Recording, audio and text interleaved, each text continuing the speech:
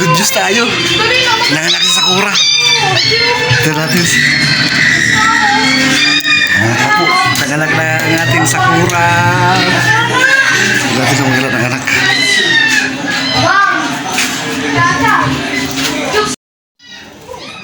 Isa lang Sakura. Isa lang anak mo.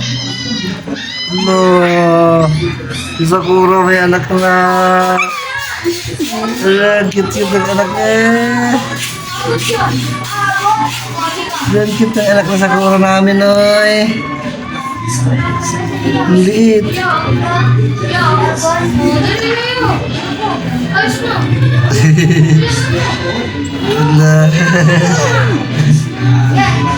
Wala ka sapin dyan.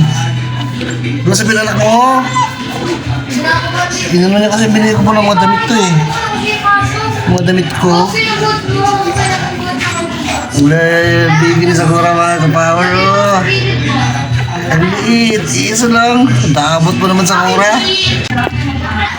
Isang anak. Daya to Sakura. Pati nga Sakura, anak mo. Ang liit po kasi ng tiyan niya eh. Bira ka Sakura. Liit na ka na ka mga kapower.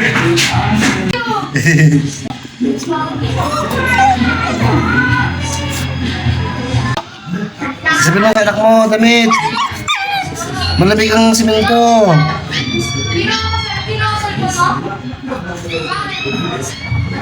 Sakura.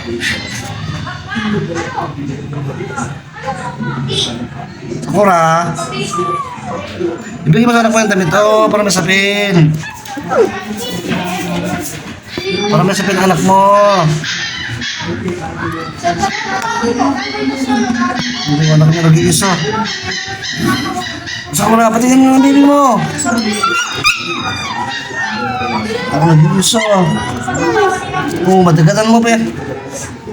Kita ko yun sa kaya. Nagdilidi.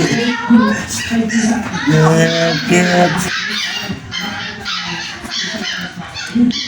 Ang liit. Nag-iisa. Dagko ka Sakura ka. Nakakatawa namin mga kapower. May ano tayo? Bagong membro. Ito isa lang pong anak niya. Wala talaga, isa lang. Ay, laki-laki nandyan, isa lang. Oo. Hindi na kakakinain naman. Hindi naman. Silang talaga ang anak niya. Damot. Eh, siguro, wag na, marami. Papamigay nyo lang din. Isa lang para di ba ipamigay. Ang ganda. Ganda malalaki lang siguro mga ka-powers, no? May puti sa dito sa noo, dito. May puti. Tapos, parang may stripe. Pababa sa likod niya. Ang liit. Dapat sana malaki kasi ang iisa eh. Dombira sa Sakura. Kakatuwa. May siguro siya ng paano sa iba. Oo, isang beses lang yun eh. Isang beses lang nakatakas. Oo. Hindi siguro nagtaano kasi kaya naman iba-iba yung hanap. Ay marami kapag maraming kumusta. Kapag marami tatay. Isa lang yun. Isang aso lang yung nakatakas siya. Isang aso lang yung pinuntahan. Di ba nakita kung lalaki o babae ang anak niya eh. Inatatago niya kasi. Siyempre, gano'n talaga yun. Mga ganito. Hindi, bait din Sakura. Hindi siya na gano'n. Hindi. Hindi umahangin ang lumapit ka. Hindi. Oh, grabe. Dala-dala talaga kinakarga. Ang laki ng katawan ko sila dito eh. Ang saya ko po mga ka-powers, mga ka-pams. Ang ating si Sakura. May anak na. Ay, guwaba naman talaga yan eh.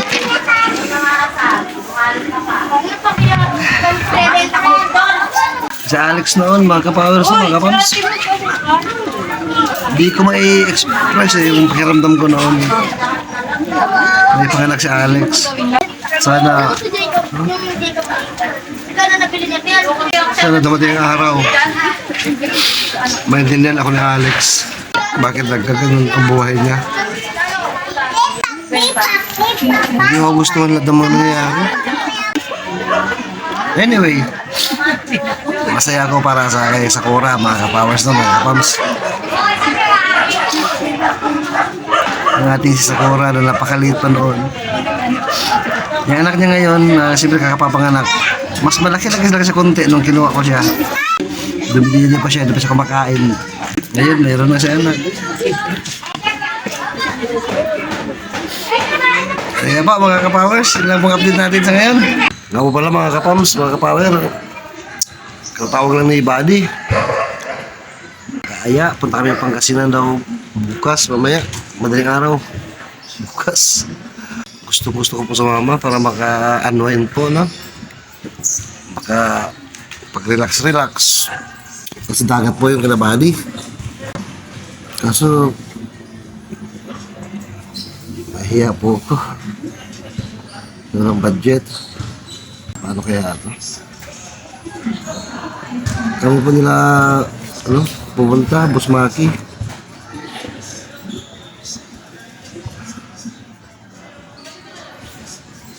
Madalas po akong hindi makasama nung mga time na mga nakaraan. Kasi nga pong problema, budget. Kaya naman po na lagi na lang sila. Kasi wala po, pag dito lang ako, kung ano po pasok sa isip ko. Pero nahihiya man, decided pa rin po ako na sumama. Bahala na. Sana po maayos naman yung maging Yung nahihiya po talaga kita Buddy, mga kapams, mga kapawa. Parang wala man silang hindi lang hinahanapan ng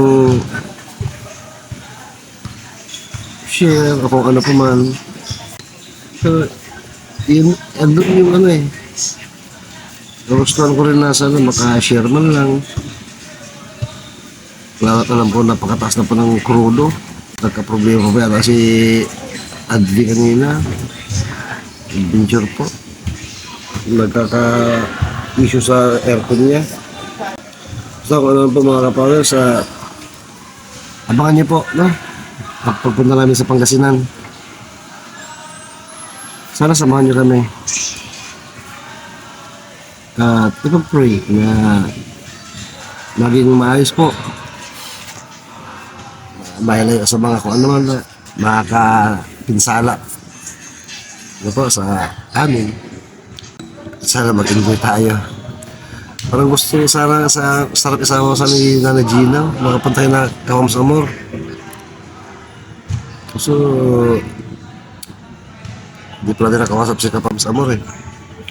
Although nabanggit niya dati na pwede naman daw si Nana Gina doon, daw siya lang bahala ang papag-uwi. Mahirap po. Alam mo na po natin ang sitwasyon ng Nana Gina.